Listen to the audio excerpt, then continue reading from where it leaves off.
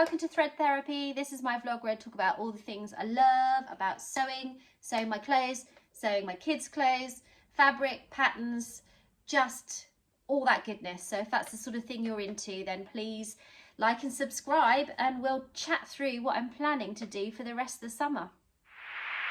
So it was my birthday back in April. It seems like a long time ago now, but I did get a few bits and pieces that are sewing related that I thought I might show you guys, because you know what, I like watching videos like this. So that's what this video is, a pattern and fabric haul from my birthday. And the first piece of fabric that I've got to show you is something that my mother-in-law bought me, and it is a beautiful viscose fabric. Let me just get it in one layer. And it has irises on, I think. Are they irises? Maybe not. My knowledge of flowers is not great, so if you know what they are, you can tell me in the comments below. But this fabric is a pale blue viscose fabric with a beautiful floral with this really lovely green in it, and that is the green that has been sort of an obsession of mine the last couple of months.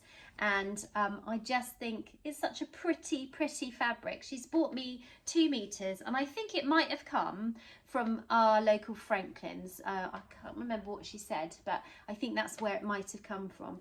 So I need suggestions for what to make with this. You guys who have been around for a while and watch me frequently know that I'm not the most dressiest girly girl in the whole world. So what should I make with this? I was thinking perhaps a nice wrap skirt, something with a bit of a flounce around the bottom, or maybe, do I want floral trousers? I'm not sure if I want floral trousers. It feels like it needs to be a blouse or a skirt or a dress, really.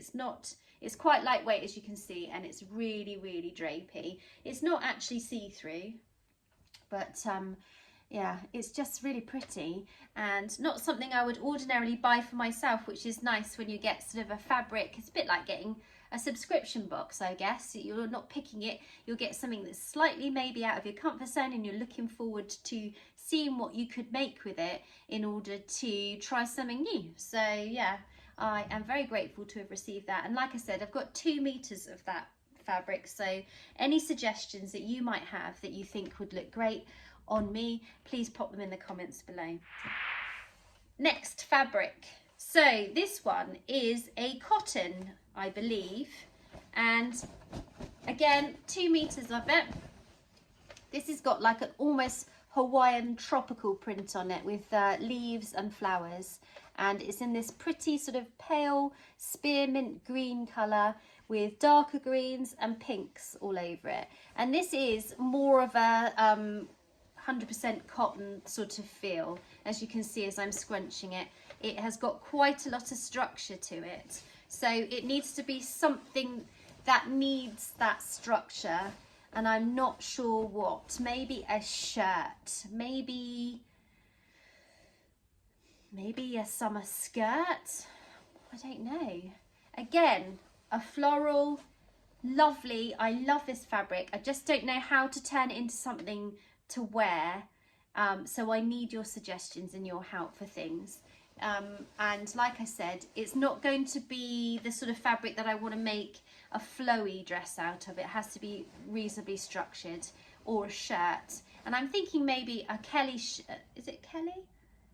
Callie. Where did Kelly come from? A Callie shirt. I've made that one before. That might be quite nice as a summer shirt. If you've got any other ideas though, just let me know. So the last piece of fabric that I was gifted is my favourite, I think, and this is an embroidery anglaise, and a crisp white one at that. Really lovely. You can see there the little embroidery. Obviously it's sheer because it's got loads of holes in it basically, so it will need lining. So I have bought myself some cotton poplin. I think it was cotton poplin or cotton lawn. Might have even been polycotton. I bought some white cotton to line this with so that I can, you know, maintain my modesty. Although I quite like the idea of keeping the main part of whatever I make lined and then having the sleeves or some element of this showing through. So I just think you can't really go wrong with a nice crisp white shirt. It's kind of a staple thing that you have in your wardrobe. So I'm thinking some sort of shirt or blouse for this, although my mother-in-law did say she bought it for me with the thought that I might make a dress with it. So I don't know. Again, I need your help, people. Put your comments, suggestions, ideas all in that drop down box below, and I will take them all under consideration. So the last piece of fabric that I bought actually pairs up with one of the patterns that I was gifted. So I'll talk about the pattern first, because then that kind of makes more sense. So the pattern is the Parker Ponte pant. Again, can't say that very quickly if you've had a glass of wine. I've heard this pattern being talked about by, why is my brain not working today? Whitney of Tomcat Stitchery makes this pattern up, or has made this pattern up, and says it's great. And I've never used a style arc pattern ever before, and these were available on Amazon, and it was my birthday, and my brother was like, what do you want for your birthday? I said, well, I've got a bit of a wish list on Amazon. Let me take it out of the plastic so you're not fighting with that. He bought me this. So it comes from Amazon in a printed out sort of PDF form almost. So you don't get like a instruction booklet and a pattern envelope and all of that kind of stuff. It's almost like as if it's been to a copy shop and been printed from a PDF. And as you can see, if I hold it still, the Parker Ponte pant is a nice simple straight leg trouser with slash pockets and a optional patch pocket on the bottom, and they've got it here styled at sort of ankle length, which is probably how I'd go about wearing it. And I do love a bit of Ponte, so I find it really comfortable to wear, but not necessarily in the summer. It's quite a heavy fabric, but the stretch makes the garments really comfy, which is why I quite like wearing Ponte dresses and things and skirts. So yeah, I thought a pair of Ponte trousers would be an awesome addition to my wardrobe. So I bought myself a couple of meters of navy coloured Ponte. I was sort of umming and ahhing about whether to go for a classic black pair of trousers or for a navy or a grey, and in the end I decided to go with this lovely navy colour, and this came from Fabricland. It wasn't the most expensive Ponte in the world, and I've done that on purpose because I don't know how these trousers are going to fit me. They may be a disaster and need a lot of fitting, you never know. So I didn't want to spend out a lot of money on a luxury piece of fabric for my first attempt, and I actually find Fabricland Ponte to be of good quality. It doesn't bobble too badly. Some cheaper Pontes often just bobble as soon as you look at them, but the stuff from Fabricland is normally okay. Again, I'm linking everything down below if you want to go ahead and see that. They do online shipping as well. So that's the plan for the Parker Ponte pant. And then the last thing that I got for my birthday is a pattern that I've seen all over the place. Loads of people have made this one, and I had fear of messing out and desperately wanted to have a go at it. So I've got the True Bias Marlo cardigan, and I think actually it's called a sweater.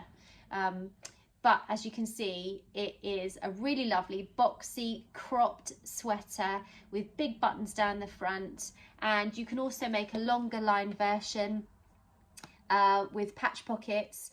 I just really think this is going to be awesome in terms of a layering piece for the winter, autumn winter, and I'm really liking the cropped style of clothing at the moment with the higher waisted, obviously not with low waisted, low slung stuff, but a cropped cardigan with a higher waisted jean, for example, I think is a really nice comfortable thing to wear. So I'm sure that once I've made one of these, I will have like plans for maybe 100 more, very much like my hoodie obsession. But you know, I very much like to pick and choose the patterns that I have in my stash that are going to be ones that I will use over and over again for years to come, because they're an investment, aren't they? Well, they should be. Patterns should be an investment. So yeah, I'm really looking forward to making this up. This comes in sizes 0 to 18, and that's a waist of 26, hip of 34 inches, up to a 38.5 inch waist and a 46.5 inch hip. So it's got a reasonable size range on there, and you can make it up in stretch fabric, but it has to have at least 20% stretch. So I'm sure something like a Ponte, for example, would work, but I'm thinking more along the lines of something nice and fluffy and more like a French terry or a sweatshirting or something like that. Again, as I always do, I am going to buy inexpensive fabrics to test this pattern out first. I'm sure I won't have a problem because fitting wise it's, you know, fairly straightforward. But then I can splash out on something slightly more luxurious for the next one. And I'm going to try not to make any more green stuff, but I can't promise there won't be a green cardigan involved because, you know, green is my thing. I'm here for the green. Anyway, I think that's all I've got to talk to you about today. It's a short one.